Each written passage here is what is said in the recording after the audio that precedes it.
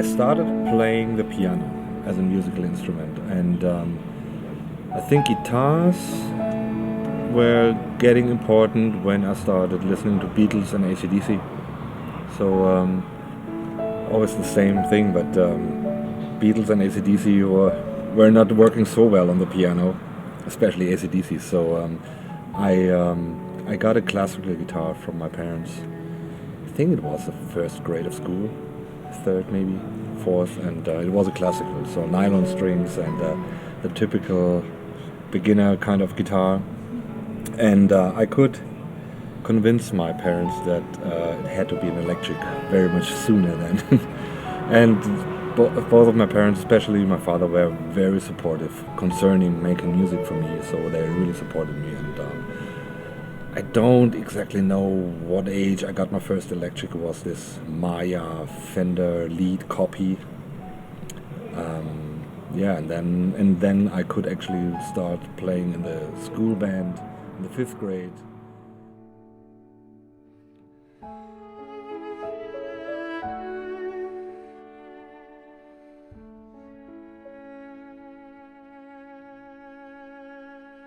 Well, since he used to be a cabinet maker like my grandpa and actually his grandpa as well, so it's like we've always been a woodworking family. So, and he had a very sophisticated wood shop in his basement, and I was already building toys with him when I was a kid, and like ships or planes or. How old were you then? Young kid, very young kid. And he started actually being interested in guitar making when he bought my first electric guitar, and thought, well, this could be better for this amount of money. I mean, since this guitar making course in '93, I really spent every spare minute into this. So because it was hobby, it's like when you like to BMX bike or surf or whatever, and you're really hooked to a hobby. You try to spend as much time on that as possible, and then the next step is, of course, okay, this is so much fun, this is so great, how maybe can I do even more with it? So that means, maybe become a professional. And I was very, very lucky enough that I could show a guitar to Paul Reed Smith already in '94. What did he say? Again, I say always the same sentence. Since Paul is so honest, he actually asked me first, do you want an honest opinion and an honest answer? I said, yeah. Why not? So what do you want to do with this guitar? I said, well, of course I want a guitar maker. I want to be a guitar maker. I want to be a professional guitar maker. I said, well, no, not good enough. So, okay, not good enough. So what can I do? Well, you have to do this. Okay, who can teach me?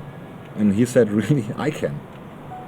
So, and of course I didn't believe him, and it was early '90s, so no email, no cell phones, so it was really sending a fax to Maryland with a couple of questions, and I got the fax back the next 2 days. Wow. Short answers, just the right hint into the right direction. But could you say that you follow the PRS school of building, or would that be too much? Well, no, Paul really let me do my thing, but really gave me hints into the right direction. I think he liked also tease me a little bit in finding out myself, and really... So provoke you?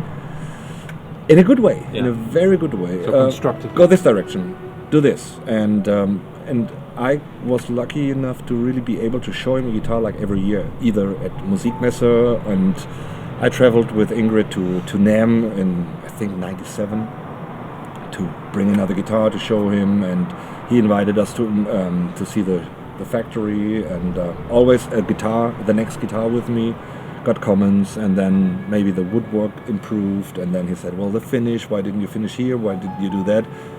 And he was really always to make the job right, finish the thing. So could you say that he was your mentor? Absolutely. I wouldn't be here without him. Wow. That's really for sure, because I think I would not have had this. Well, my father was always into details, big time. But in the guitar business, or in the guitar making, if you're making your first guitar and you spray your first clear coat, it all looks great, even if it has if it's buffing was a nightmare. Find out about buffing and staining. And Paul always said, well, this here you have to buff here properly. I said, well, this direction I cannot even sand in this corner. Yeah, Rick, you can. Go sand. Okay. So this really pushing into making it as good as possible as you can was very important. I think beside making a good guitar or getting to the point where you can make a guitar, really making it as good and spending the extra hours, and that was very, very important. That was the most important lesson, I think.